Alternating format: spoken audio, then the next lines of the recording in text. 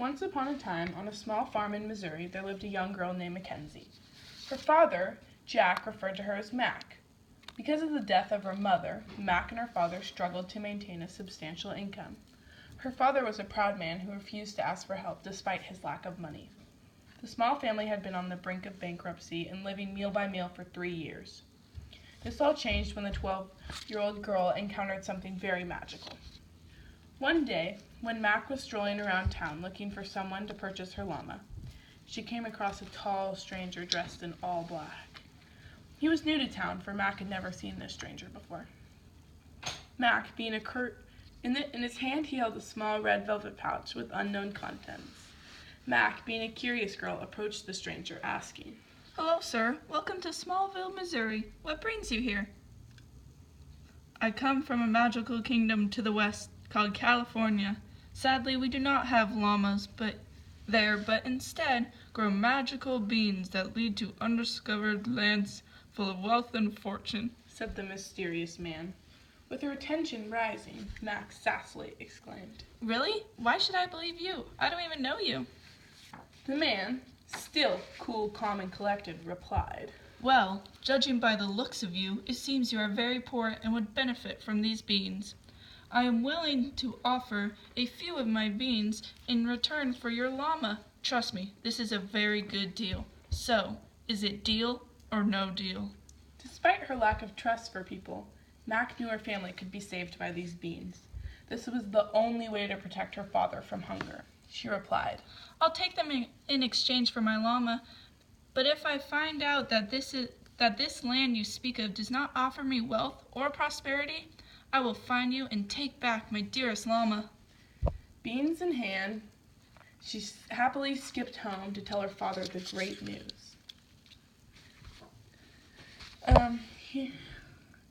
Hearing all the ruckus from his daughter, Jack rushed out the farmhouse, yelling, "What is all this? What is it, Mac? Have you exchanged our precious llama for much needed money?"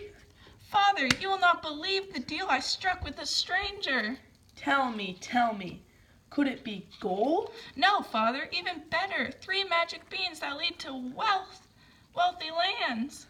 "Let me see these magic beans!" he screamed angrily. Jack yanked the pouch from his daughter's bare hands. He opened the bag and forcefully grabbed the contents from inside. Inspecting the beans, he realized they were completely normal. Slowly raising his head to stare into the soul of his daughter, he yelled, "You sold our llama for 3 useless dried beans?" He pulled back his arm and throws a wicked screwball out the window. But Father," Max stuttered. "they're magical. The man told me so." "That man is a liar. Now go to bed immediately," he yelled. But it's 10 in the morning, Dad." Mac quietly whispers.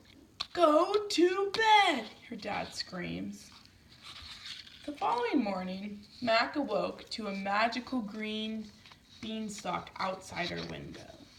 As Mac stepped outside to investigate, she knew immediately that the beans had worked, but that her father would never let her venture into the unknown world by herself. Despite her father's harsh opinion, Mac decided to climb to the top of the beanstalk to save her family.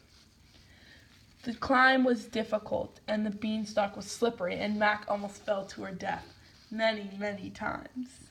When Mac reached the top, she was greeted by a pleasant surprise. A fancy set of stores filled with shiny objects and clothes of all colors and sizes that she took to be worth millions. Mac had never seen a mall before and was very curious to find out the wonders inside.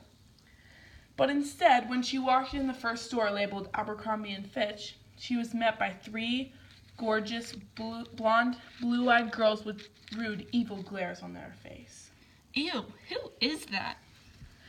"I don't know who she is, but she really needs a makeover," replied the second.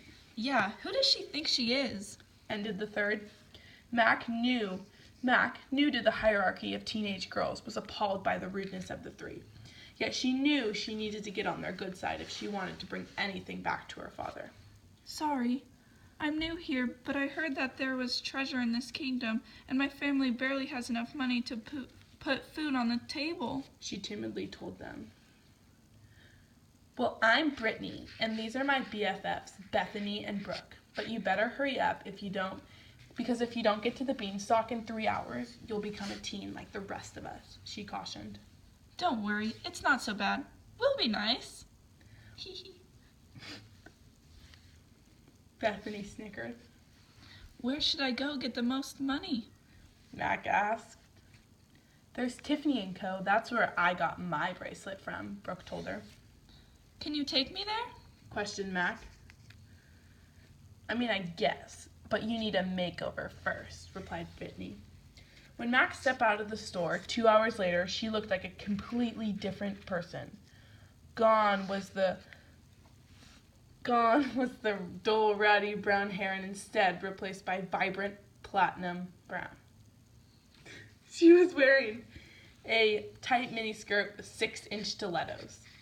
They strutted down the mall and were greeted by jealous looks by all the other girls and smoldering looks from the boys. Mac grabbed the first diamond she saw and shoved it quickly into her coach purse. But now she only had 30 seconds to get to the exit. She followed the red flashing sign, but sadly, she tripped on her Chanel shoes. She screamed in anger as she watched her body permanently transform into the blonde beauty she resented.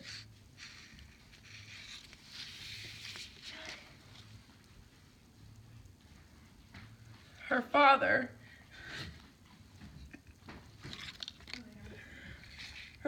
remarried and lived happily ever after while Mac suffered as a teenage girl forever. Directed and produced by Tara Zimmer and Tilden Doms.